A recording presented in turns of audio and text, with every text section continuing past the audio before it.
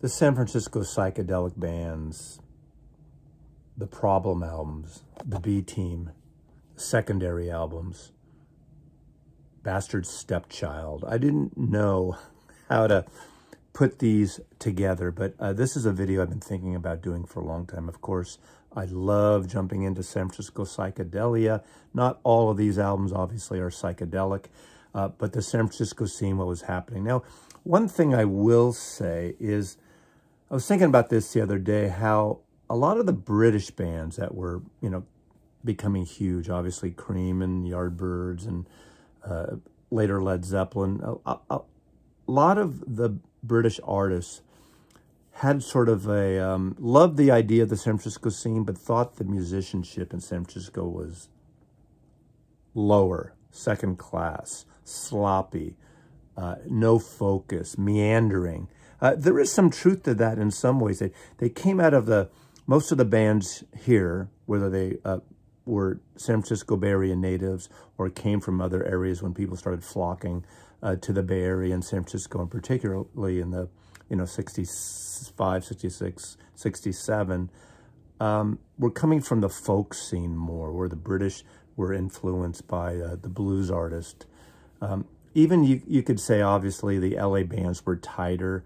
The whole professional studio side of those bands, obviously in the first Birds album, first Birds songs, a lot of studio musicians, the Beach Boys, the Wrecking Crew studio musicians. San Francisco had a lot of different variety within a communal atmosphere, if you will. A lot of the bands were friends. I mean, maybe you could compare it later, a couple years later, to the Laurel Canyon scene in Los Angeles, obviously the London scene at the Marquee Club and the UFO Club. These cities had their similarities. It happened later in the punk scene with CBGBs, and we could go on and in that whole thing. But these are albums by a lot of artists you know. I think most of the artists you know. The premise here was to show bands that I consider secondary albums by these groups, or maybe even lower than that.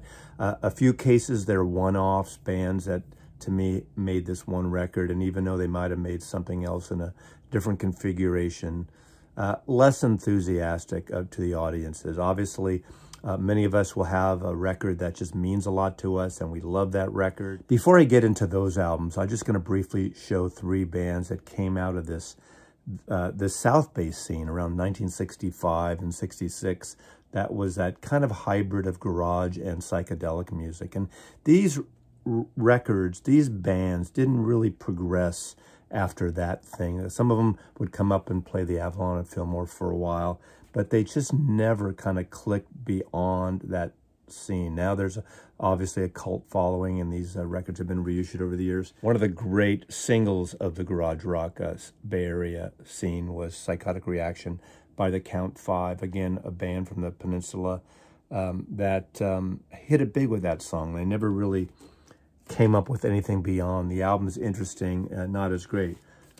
Great single. All the bands, all the garage bands, including mine, would play by Syndicate of Sound as Little Girl. Again, from the South Bay, from San Jose, I believe. That was it. Went off. Bye. We'll call you next week. More of a cult following, but never had a single that really charted or an album that charted. And they kind of came and went, went through some changes. And very interesting and cult-like status, and that's the Chocolate Watch Band. These are Sunday's reissues that came out some time ago.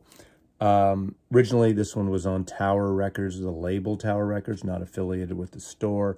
And it has a cult following. Same with this one is The Inner Mystique. Really good psychedelic records. Something that stands out from the whole garage scene, actually, a little more. But they never really charted. They never really got their due. They had some label distribution problems, and they're more of a footnote in terms of the larger story, but I'm sure people like you who collect psychedelia totally know about them. So now I want to just go through a bunch of records in my collection. Not complete, and I'm sure there's going to be some that you're going to say, hey, Mazzy, you forgot this one. And in a couple of these are bands that really, did really well over the years, but I'm just picking an album because I think it should have got a little more due for whatever reason. The Charlatans. The Charlatans are a band that made their only record way too late. This was recorded and released on Philips Records in 1969, and this whole sound was long gone by then. They were around early, one of the earlier psychedelic bands of the San Francisco psychedelic scene in 65, 66. They come from sort of a rootsy folk scene, blues scene. They played the Avalon quite a bit. The Fillmore was a great Avalon poster, a 3-part poster, which I have as a handbill. Originally, the original drummer, Dan Hicks, left the band early, so he's not on this record. This is the Charlatans on Philips Records, a cutout. It did so well. This is a cutout copy that I got around 71, I believe, on Philips Records, Charlatans. Then, of course, Dan Hicks, who left the Charlatans, starts his own band, Dan Hicks and the Hot Licks. Now, this series of recordings were produced by Bob Johnson, worked with Dylan, was a Columbia A&R producer, and these recordings were not originally released. It was a whole different sound of what was happening in the San Francisco scene. Maybe you can compare it more to Sopwith Campbell, little jug band, little Western swing, jazz, really great organic sound, a whole different feel. Sid Page's violin playing, the Lickettes, Dan Hicks, the Lickettes, that great sort of Andrew Sisters-like vocal thing. Not really hip in terms of what was happening. That's a number of fairly successful records produced by Tommy LaPuma. Then once that happened, Columbia Epic comes out and releases this. This is their original recording. Several songs that they would record for Blue Thumb Records, including Canned Music and I Scare Myself. Just beautiful violin, moody,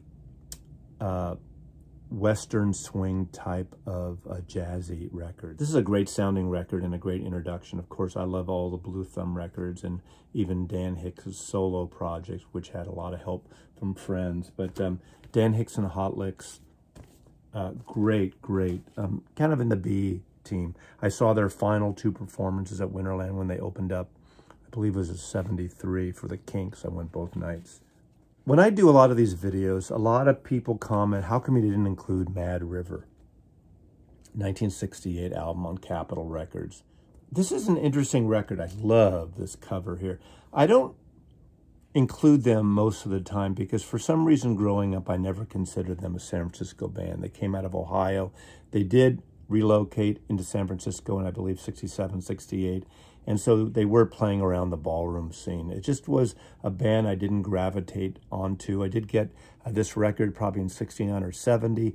I knew of it, but for whatever reason, I didn't feel they were a San Francisco band. Some people equate this to a darker, like Quicksilver Messenger Service. I see that a little bit.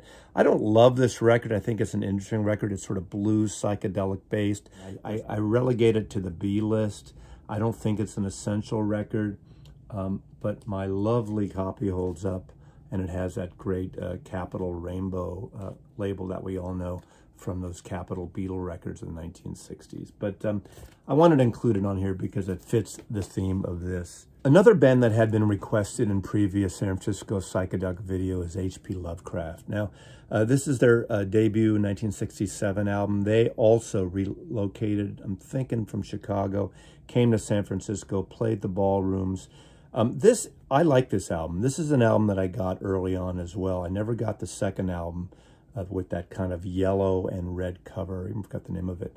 Obviously named after the Gothic writer. This is a mix of stuff. This is psychedelic, Baroque. There's some classical bits. There's a little prog on here. There's also a folk rock base to it, like a lot of those bands that were happening around this time. They cover the classic folk song, Wayfaring Stranger. They cover Let's Get Together, Chet Powers. Dino Valenti wrote it under the name Chet Powers. That was famous by the Youngbloods. I've Been Wrong Before by Randy Newman, a Fred Neil song, and 2 Fred Neil songs, actually. So, and a traditional song, Gloria Patria. I think their biggest flaw was not coming up with original material. Now, maybe the way they did it was original, and they took these folk songs and turned them inside out and made them psychedelic songs. A lot of the bands were doing that. Of course, the Dead would take country songs and traditional songs, and even the Airplane. They didn't primarily write at this point. And even though this was not recorded in San Francisco, I thought I'd throw it in because it's part of this theme of this video. So H.P. Lovecraft, their debut album on Philips Records. Next is Mother Earth, Living with the Animals, their debut on Mercury Records. I almost hesitate to show this record in a video that's themed The Bastard Stepchild or the B list of records, because this is nothing like that. This is a country, soulful, bluesy record. Of course, Tracy Nelson, you could parallel her to Janis Joplin. She didn't have that throaty kind of voice, but she could belt it out. She's not as pretty, as pristine as a Grace Slick, but she's soulful, so very soulful. This was a band from Northern California, north of San Francisco, that put out a series of albums, very, you know, communal-like situation. It's got the great piano playing of Mark Knopfler, who ended up working with a lot of these blues records and artists and bands after this this album and beyond. This is a wonderful record. If you like soulful blues, very organic, very roots-like, this is one. They didn't fit in with that whole psychedelic sound of what was happening at the time in 68, 69, but they were one of the bands playing in the ballrooms as well. And that was great about that scene. It was really a hybrid of the psychedelic bands really kind of came from either the blues area or the folk area, and just melted it and merged it together and came up with these great records. Now, one of my favorite bands and one of a lot of favorite psychedelic bands and again, driving bands, probably the most on fire record was the debut of Moby Grape albums. Their second album was a disappointment to a lot of people, and this is, wow, what an album title. And this is amongst my favorite covers of the psychedelic scene in San Francisco at that time. Moby Grape, wow, cover art designed by Bob Cato, and what a great painting that is. Very surrealist, very kind of Salvador Dali-like in a way. Now, this came packaged with a bonus record, Grape Jam. And a lot of people like to kind of put down this record, but this is a really curious record and a really great jam record. Kiss came out the same year, I believe, or the year after Super Session. They happened to be in the studio with Al Cooper, Mike Bloomfield, and they jammed. Jerry Miller and Bob Mosley and Don Stevenson with Skip Spence were jamming with those two. So one side is them jamming, and the other side is just a jam that David Rubinson, the producer on these albums, recorded at the time. I'll come back to this in a minute, but I think this album is held up better. It's not as cohesive. It's a little more disjointed. That's why it makes this list. But there's a few songs that really stand out. Murder in My Heart for the Judge. If that song hasn't been covered by some band now, it really should. It's got a great build-up and a great kind of country, soulful, bluesy vocal there. I think Don Stevenson. Bitter Wind is a beautiful Bob Mosley song. Can't Be So Bad by Jerry Miller. Now, at the end of side one, there's a track that drove some people crazy at the time. It has the old radio personality Arthur Godfrey telling the audience to get up and turn your record player from 33 to 78 RPM, like the old gramophones. And that song is like an old-time radio ballroom song written by Skip Spence. And a lot of people don't have 78 chainers anymore, so they have a hard time playing that song. Side two, He, a Peter Lewis song. Motorcycle Irene, a Skip Spence song. Rose-Colored Eyes, Miller's Blues, a great jammy song by Jerry Miller and Bob Mosley, and a faster version of Naked If I Want To, which was done on their debut album as an acoustic version. Beautiful little song. I think this album holds up better. I think it's grown in stature. Nowhere near the greatness of their first album, but there's some soulful blues, country blues on here that's really wonderful. Now this, as a jam record, it's great. That's all it is.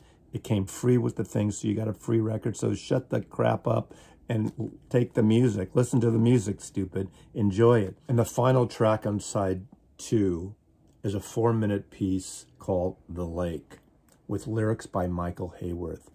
That's an interesting story because KFRC, the AM radio station in San Francisco, had a contest. You would send lyrics and you would send poetry, and if you were selected, your lyrics would be on the next Moby Grape album. I did submit lyrics I wish I kept. I have no idea what I wrote. It was kind of like flowery, hippie-like poetry. But in this version, instead of writing an actual song, they use a lot of sound effects, a lot of studio techniques, and spacey things, not unlike Revolution #9 on the White Album, and reading the lyrics to this poem by Michael Hayworth. So, Moby Grape, wow. Next, there's a second album, Marrying Maiden. This is the follow-up to their album with Whitebird. It's a Beautiful Day with David LaFlame, the violin virtuoso who had this great sense of almost like Russian lullaby mixed with rock and roll, mixed with blues and some psychedelia and some soul a little bit. This is a good record. I don't think it's as good as Whitebird. Didn't get as much mileage as Whitebird. They do a great cover of another Fred Neil great song, probably his most famous, called Dolphins, and that's a nice version of it here. You realize that a lot of these bands are doing these folk classics at the time and doing their versions of it. There's a lot of psychedelia on here. There's a lot of kind of mixed with sort of country blues on here again. Not as successful, and they did a number, I think they did maybe 4 albums on Columbia before they went independent. So I just wanted to showcase this because, again, it's the secondary B team of label. Then there's Blue Cheer. This is Outside Inside, their second album. Of course, this is a follow-up to Vincimus Eruptum, the heaviest album, the heaviest band of all the Bay Area bands at the, the late 60s and everything. And they almost didn't fit in with everything else, but some say that's a prelude to heavy metal. This is their follow-up, and the reason it's called Outside Inside, because it was literally recorded inside and outside, I believe, in the parking lot. They were so loud that they moved the gear and everything outside to record. This album meanders, and this is a good excuse why, as I said earlier, maybe a lot of people outside of San Francisco thought the bands had no focus and things. I think there's some great stuff on here, but it isn't as focused, song-based as their debut album, but it's a really interesting record with some really interesting artwork on the cover, of course. Love this artwork. Kind of the ultimate, or the initial power trio. I'd say they're more of a power trio than Cream was a power trio. At least Cream had the songs. They didn't really have the songs in the same way, but they continued for quite a while. So not as successful as the debut, but some interesting things. So some wild, fuzzed out guitars, some heavy drums and bass, but Outside Inside by Blue Cheer. Then, I believe this is as late as 1970, The Sons. The Sons, in a way, broke my heart because their first album, their double album, Loosen Up Naturally, to me is a perfect, soulful, horn-based album. Jazz-infused, vibraphones, horns, as I said, infused. Great record. Their second album, they shortened the name to Sons. Champlin is Bill Champlin, the lead singer, who, God, 10 years later would join Chicago when they were doing MOR stuff. At least they made some money. And Chicago was that other horn-based band originally from 1968 as well. But then they shortened their name on their second Capitol album to The Sons. For a while in San Francisco when they were touring, they changed their name to Yogi Phlegm. What the hell was that about? That didn't last. Like, they lost any momentum they had as a band. Can you imagine headlining in your town in Ohio, Yogi Phlegm? Who the fuck are they, man? This is an album they put out, I think, in around 1970, 71, independently. It didn't get anywhere. I never saw it at the time. And I am buying this. This was in the Dizzy collection, and I've never seen this album my entire life. It's The Sons minus Seeds and Stems. It's not a great album. The songs aren't there. The playing is there. The horns are there. Bill Champlin's voice are there. It just has, again, no focus, really. It doesn't really stand out. I've listened to it maybe 3 times. I never heard it back in the day. So I thought this would be a perfect excuse to show it within this video. The Sons of Champlin. Country Joe and the Fish. This is an interesting, peculiar album, and I quite like this album, and I liked it when it came out. This is my original copy when it came out on Vanguard Records. Of course, I think they had two of the greatest 1-2 punch of some of the Bay Area bands. They were from Berkeley, East Bay band. Their first album is probably the most psychedelic of any San Francisco psychedelic band. Maybe Quicksilver's a little close, but doesn't even compare to Electric Music for the Mind and Body on Vanguard Records. That's a purely wonderful psychedelic record. And I feel like I'm fixing to die. The recording of that, the beauty of that, those albums produced by Sam Charters, the archivist, and field recording, savant, very blues-centric producer, did this great series for Vanguard Records of Country Joe and the Fish. I love that record with the song Janice and, of course, the Fish Cheer, and great album. This, they go in a completely different direction. Obviously, you've seen them in Woodstock when they do rock and soul music. This is psychedelic Berkeley hippie band doing some soulful funk. And it actually works. It's kind of funk, soul, light, or maybe I should better say funk, soul, white. See what it did there? It's called Country Joe and the Fish Together. It's got the original lineup of the band. It's dedicated to Bobby Hutton, the Black Revolutionary, on here. But it starts with rock and soul music. It's got an intro from Country Joe McDonald, goes on for almost 7 minutes. It's funky ass. Susan's a beautiful ballad with Chicken Hearst singing. Bright Suburban and Mr. and Mrs. Clean is probably the novelty song, almost like the Paul McCartney, old-timey, harking back song. So it is a mix of stuff that works and stuff that doesn't. We have the good guy, bad guys cheer, literally left and right channels. Let's hear it for the good guys. Let's hear it for the bad guys. The Fish moan. The Harlem song, Waltzing in the Moonlight, is a harking back, and it's a very kind of Russian lullaby, a sort of tango-like song. So there is a mix on here. Cetacean, an instrumental, a big-headed fish. I learned that that's what that word means, or is literally a big-headed fish. Not totally successful, but an album that I really, latched onto in 1969. Steve Miller's Brave New World, probably the most successful of the albums I'm showing here. So should I relegate it to the B team? Maybe not. But it's still, as close he had to a hit at the time, still not having a hit at the time. Of course, it has Space Cowboy on it. That's become a major song over the years for Steve Miller Band. But it didn't quite break out as big as it should have been, which is amazing. Kind of like Living in the USA. Big song, but not the major breakout hit Steve Miller should have had in these early albums. Boss Skaggs leaves the band after the second album, and it pairs down. But Glyn Johns produces again. I mean, another claim to fame on this album is a song, My Dark Hour, that ends the album, which is just Steve Miller and Paul McCartney. Paul McCartney doing those great harmony vocals and playing drums. And it's just a great, great end bit. A very kind of funky, rock riff, and a great song to end this. But Brave New World explodes literally at the beginning of that, and has some, maybe the end of Psychedelic flourishes, some really interesting sound effects into that. Seasons, a beautiful ballad.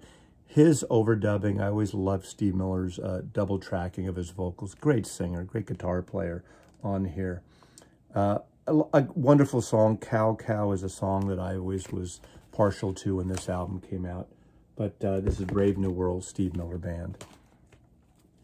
Quicksilver Messenger Service. Two great albums. Their debut album, the iconic self-titled album, and of course, the great live album, Happy Trails, that had a lot of studio overdubs on side 2 of that. But it's still a great representative of the psychedelic scene in San Francisco. Dino Valenti was going to be in the band, then he wasn't, then he got busted, then he wasn't. There's a song on the original album, first album, called Dino's Song, about him of course, Dino Valenti, Chet Powers, under the name, wrote Let's Get Together. I have a love-hate relationship to Quicksilver when this period of Quicksilver. Their third album, unfortunately, when that happened, Gary Duncan left the band, who was the other guitar player with John Cipollina, and I love that dueling guitars and his vocals, and it really kind of broke my heart. That's why Shady Grove, that third album of theirs, is somewhat of a disappointment to me. The interesting thing about that, Nicky Hopkins, that great studio piano player, joined the band, and as far as I know, that's the only time that Nicky Hopkins was an official member of any band. He played in San Francisco with the Jefferson Airplane, toured with them as a sort of a sideman. He toured and was a sideman on records with the Rolling Stones. He played on early Kinks, mid-period Kinks records, played with John Lennon on Imagine and George Harrison, all things from his past. He was one of the great unsung heroes of studio musicians, but Quicksilver was the only band that actually gave him a full partnership and was a member. In that album, there is a song, and I probably should have pulled that maybe. The last song, Edward the Mad Shirt Grinder, is on that, and it repeats that song on his his first solo album on Columbia Records. But this album has a song that became really their only hit, I think, or one of their only hits, and that is Fresh Air. And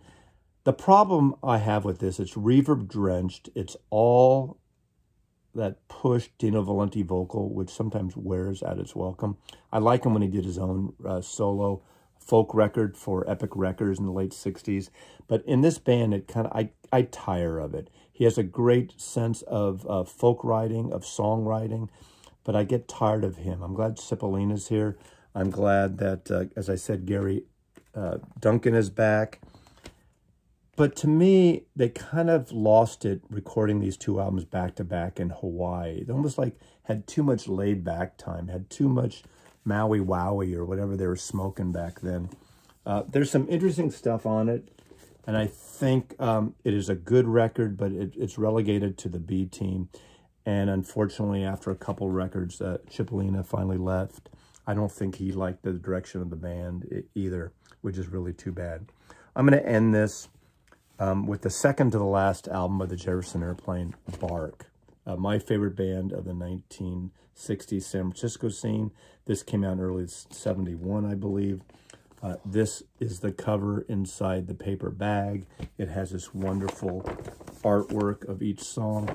This is an album, again, another album that has grown in stature over the years. It opens with When the Earth Moves Again, and you see where Kantner was really kind of crossing over into a science fiction records. Blows Against the Empire, that great album with the subheading of the Jefferson Starship. Not a true Starship record, but that's where the name first came from. Is a wonderful record, wonderful science fiction journey with a lot of great players on it. Prettiest You Feel is a great kind of soft jazzy number that Joey Covington co-wrote and sings. Love that version with some great harmonies on it. And probably the hidden jewel on this album is a folk song written by Jorma Kaukonen. And it's a song that, frankly, I didn't really discover, even though I had this album, until many years later. And it is a folk song that has a great acoustic guitar bass that's written by Jorma, Third Week in the Chelsea, obviously the Chelsea Hotel. And what's beautiful about it is the harmony vocals throughout of Jorma and Grace Slick. And it, to me, is a perfect song and the hidden gem on this record. So, Jefferson Airplane, Bark. Those are the bastard stepchild albums of the San Francisco psychedelic scene from Mazzy's point of view. Thanks for watching, and I'll see you next time. Mazzy loves you.